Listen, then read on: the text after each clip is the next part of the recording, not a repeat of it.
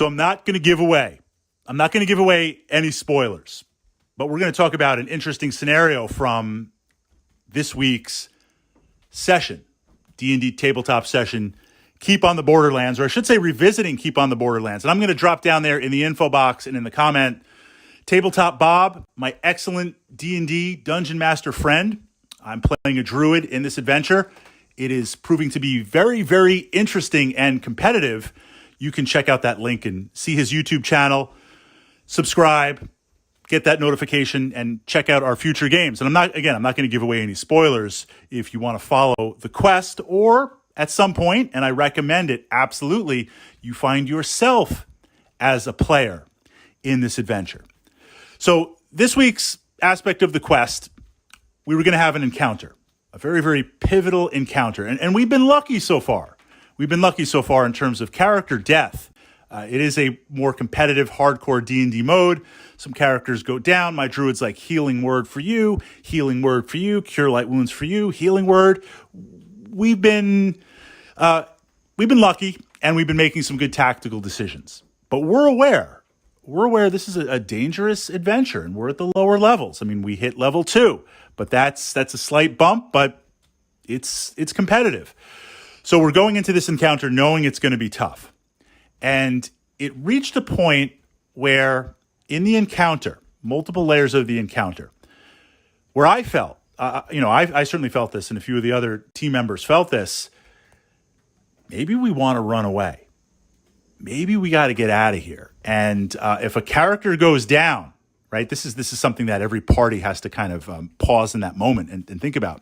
If a character goes down, assuming you can even heal them, do you heal them? Can you heal them back up? Or even, at second level, I can throw the heals and get you back up to max. But if we're surrounded and we're getting pounded, I'm going to heal you up, you're going to go back down. I'm going to heal you, you're going to get killed and go down. So it might not be enough given the lower levels. So you make that decision where it's like, does the party run, assuming we can run and we're not overrun, do you heal, or do you just start dragging down characters out? Do you do some sort of like fog or some sort of dancing illusion if you're arcane, sleep the front ranks?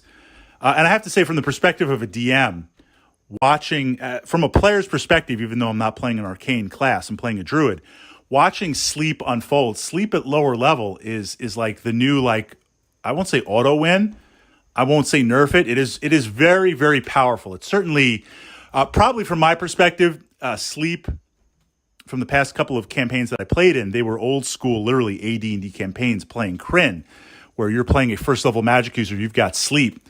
It puts 2 hobgoblins to sleep, and that's it. So it's a different balance structure now, I find, in D&D 5. But this idea, if we can cast sleep, choose the target in the front ranks and try to put those night, utilize that to pull some characters and get out, there's some serious tactical considerations.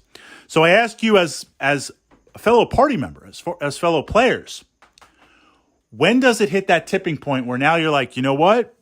We might want to run. This might be getting a little bit out of hand. Or certainly if we fight it out another turn or two, go through another complete initiative order, we might reach a point where half the party is going to get wiped. And I don't want that to happen. So do we do something defensive? Do we hit some sleeps, drop some of those arcane bombs, and then just get out of there, drag the dwarves out of there and regroup from that perspective? When as a party do you fight, and when as a party do you run? And again, I'm going to put that link to Tabletop Bob down there in the info box under this video. I'm going to pin it to the comments, and I want to encourage you to subscribe to his channel and watch our next couple of plays. But he also runs a number of other excellent campaigns, excellent adventures. If you're interested in checking out some of the newer D&D 5 modules, he's played through many of them. So a very, very impressive archive, and continuing to play through with other groups. So throwing a little bit of love and throwing a little bit of support there, keep him going, would be very, very much appreciated.